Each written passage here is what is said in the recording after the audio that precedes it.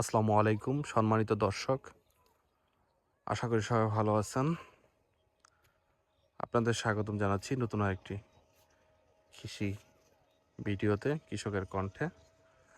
এই মুহূর্তে আমরা দাঁড়িয়ে আছি একটি পেঁয়াজের ক্ষেতে।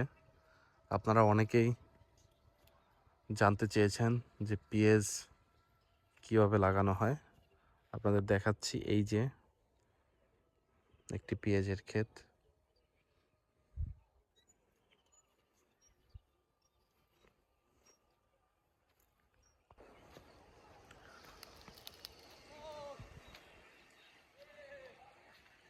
আপনারা দেখছেন একটি পেঁয়াজের ক্ষেত, বিশাল মাঠ ভরা, সম্পূর্ণ মাঠ ভর্তি এখানে পেঁয়াজ। এই মুহূর্তে আমরা অবস্থান করছি ফরিদপুর জেলার নগরকান্দা উপজেলায়।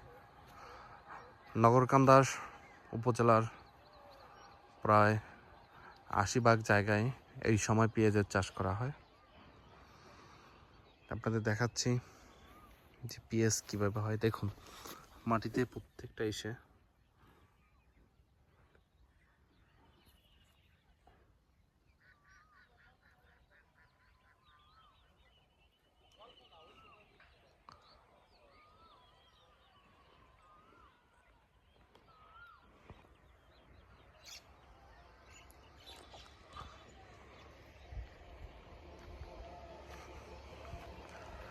শেষ সময় ওই যে ওইখানে এক ভাই পেঁয়াজের ওষুধ দিচ্ছে। এই ওষুধটা দেওয়া হয় পেঁয়াজটা নিচে বড় হওয়ার জন্য। এই সময় যদি ওষুধ দেয় তাহলে পেঁয়াজ নিচে অনেক বড় হয় এবং ফলনটা বৃদ্ধি পায়।